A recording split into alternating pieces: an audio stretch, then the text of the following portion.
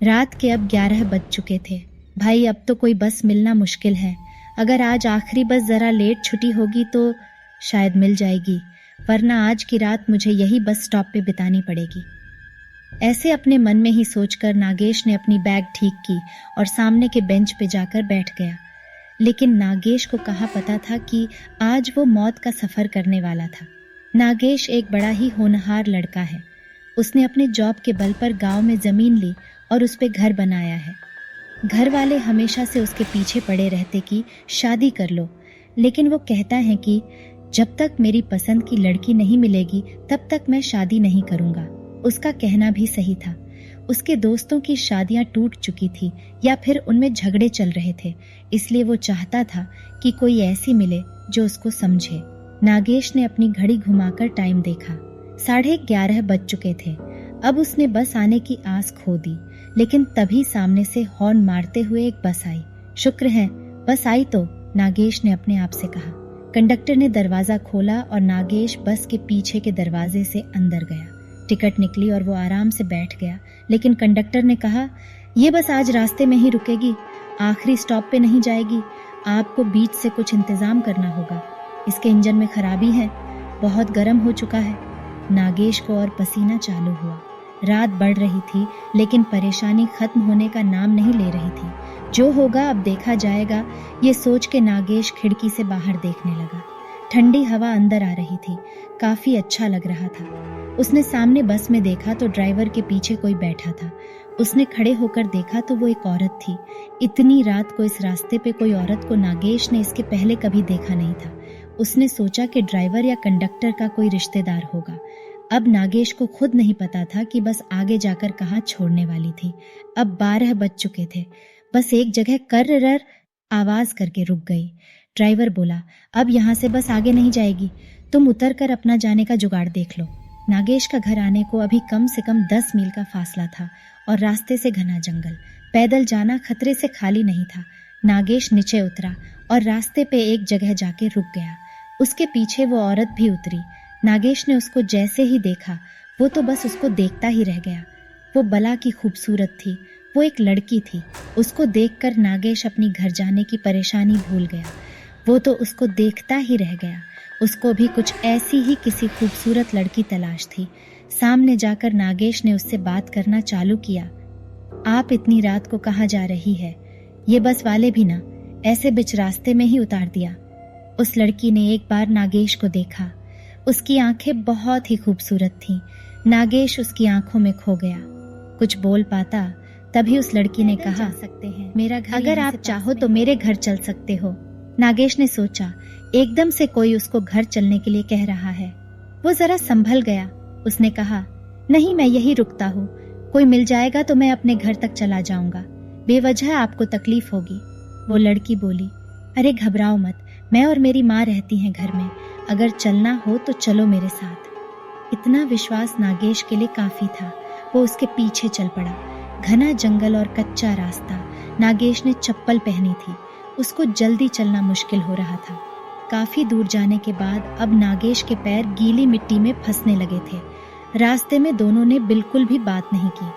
अचानक नागेश की चप्पल कीचड़ में अटक गई।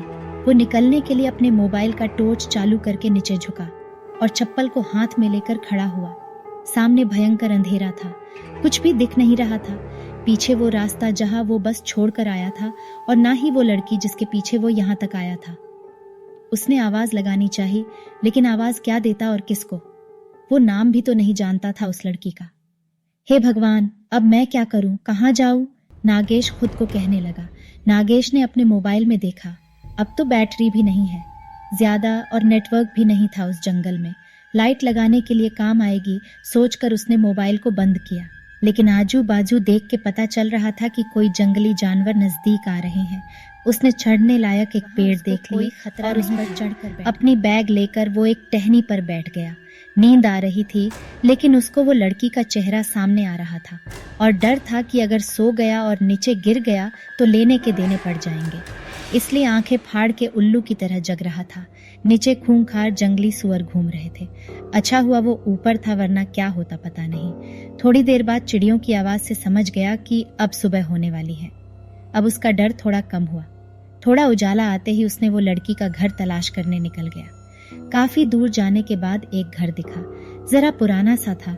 नागेश ने देखा कि अब सामने जंगल थोड़ा कम है और थोड़ा सामने जाकर देखा तो बहुत दूर कुछ और भी घर दिख रहे थे।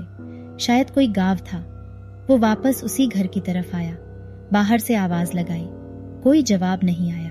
उसने खिड़की से झांक कर देखा। दीवार पर कुछ फोटो थे पुराने। उसमें वो लड़की थी जो कल रात को मिली थी। उसने कहा था उसकी माँ भी यही रहती है, लेकिन वो तो कहीं दिखी नहीं। नागेश के मन से वो लड़की भूली नहीं जा रही थी। वो उसी घर के बाहर उसका इंतजार करते रुक गया। तभी कुछ भेड़ बकरियां लेके एक आदमी आया। नागेश ने उसको देख के उसको पास आते ही सवाल किया, अरे भाई, तुम वो सामने वाले गांव से हो क्या? जंगल में सुनसान जगह पर एक आदमी देखकर वो बकरी वाला चौंक गया। उसने कहा, साहब, आप कौन हो और यहाँ कैसे? रास्ता भूल गए क्या? नागेश ने कहा, हाँ भाई, कल रात को यहाँ तक आ गया हाईवे से। यहाँ एक लड़की रहती है, मुझे उसके बारे में जानना था। क्या तुम जानते हो? कहाँ? यहाँ, इस घर में? मैंने तो कभी नहीं देखा। मैं यहाँ आते रहता हूँ, बकरी वाला बोला। नागेश को लगा शायद ये जानता नहीं, इसलिए ऐसे बोल रहा है। उसके जाने के बाद नागेश ने वहीं रुककर उस लड़की का इंतजार करना बेहतर समझा। उसको बहुत भूख लग रही थी, लेकिन उस लड़की के सामने उसको और कुछ सूझ नहीं रहा था। शाम होने को आई। वो बकरी वाला वापस जाते हुए नागेश से मिलने आया और पूछा, साहब, कोई आया क्या? आप बेवजह रुके हुए हो, यहाँ कोई नहीं रहता। नागेश सोचने लगा कि अगर यहाँ कोई नहीं रहता तो फिर वो कौन है जो फोटो में है और मुझे यहाँ तक लेकर आई। मुझे देखना है कि वो है कौन। कुछ देर बाद रात भी हुई। इतनी देर से न वो लड़की आई और ना ही उसकी माँ। अब नागेश से रहा नहीं गया, लेकिन वापस जाना मुश्किल था, इसलिए उसने वही के एक पेड़ का सहारा लिया और चढ़ के बैठ गया। घना अंधेरा छाने लगा। वो सामने घर दिख रहा था। नागेश अब घर से जरा दूर था। आवाज पर झट से गर्दन मुड़ जाती थी। खुद की सांस और धड़कन भी नागेश को अब महसूस होने लगी थी। तभी अचानक सामने से सफेद कपड़ों में वो लड़की आते हुए दिखी। उसको देखकर नागेश को बड़ा अच्छा लगा। चलो, जिस बात के लिए वो कल से यहाँ बैठा है उससे मिलना तो हो जाएगा। वो अब उतरने की कोशिश कर रहा था पेड़ से कि तभी उसकी नजर उसके साथ चल रहे एक और परछाई की तरफ गई। वो एक आदमी था, उसके पीछे पीछे चल रहा था। अब नागेश वहीं रुक गया और ऊपर से सब देखने लगा। वो लड़की ने घर का दरवाजा खोला और अंदर गई। उसके बाद वो आदमी जैसे ही अंदर गया, उस आदमी की चीखें गूंजने लगी। वो तड़प रहा था, चिल्ला रहा था, बचाओ बचाओ, मुझे छोड़ दो, मुझे माफ करो, मैंने तुम्हारा क्या बिगाड़ा है। नागेश इधर डर से कांप रहा था। नीचे उतरना अब वो भूल गया। कुछ देर बाद उस आदमी की चीखें बंद हो गई। सब शांत हो गया। वो आदमी शायद मर चुका था, ऐसे नागेश को लगा। वो वहीं पेड़ पर बैठा था। नागेश सुबह का इंतजार करने लगा। जैसे ही सुबह हुई वो पेड़ से उतरा। दरवाजे के बाहर तक खून बह रहा था। अंदर जाकर देखने की हिम्मत नहीं थी। वो जहां रास्ता मिला उधर भागते चला गया। उसने अंदर वो लड़की है या नहीं ये भी नहीं देखा। भागते हुए कैसे तो उसको हाईवे मिल गया और अपने घर तक पहुंच गया। उसके साथ जो हुआ वो जैसे ही बताने जा रहा था तो उसकी जबान नहीं चल रही थी। बोलना तो बहुत कुछ था, लेकिन कुछ बोल नहीं पा रहा था। उसका मुंह सिल चुका था। नागेश को दवाखाने भर्ती कराया गया और उस पे इलाज चालू हो गए। किसी को कुछ समझ नहीं आ रहा था कि उसको हुआ क्या है। डॉक्टर ने उसको पागल करार देकर पागलों की ट्रीटमेंट चालू कर दी। इधर जंगल में वो बकरी वाला आज शाम को फिर से उस घर की तरफ आया, जानबूझकर तसल्ली करने, ये देखने की कल का आदमी है या नहीं। बाहर खून बह रहा था और अंदर झांक कर देखा तो वो भयंकर नजारा देखकर उसको भागना तक नसीब नहीं हुआ। वो लड़की अंदर ही थी। वो आदमखोर बन चुकी थी। खून ही खून था। वो जानवरों जैसे मरे हुए उस आदमी का मांस खा रही थी। बकरी वाले के मुंह से चीख निकली, लेकिन वो आखिरी बार थी। उसको देखते ही वो लड़की शैतान बन गई। उसके सफेद कपड़े अब भयंकर लाल हो चुके थे। खून से लथपथ वो बकरी वाले की तरफ लपकी। उसने उस बकरी वाले को अंदर खींच लिया और उसको भी मौत के घाट उतार दिया। अब काफी रात हो चुकी थी। जंगल सुनसान और खूंखार बन गया था। उस खूबसूरत लद्दड़की के अंदर शैतानी आत्मा का राज तो सिर्फ नागेश जानता था, लेकिन अब वो पागल हो चुका था। वो लड़की अपने सफेद लिबास में घर से बाहर निकली और अपने शिकार की तलाश में हाईवे की तरफ चली गई।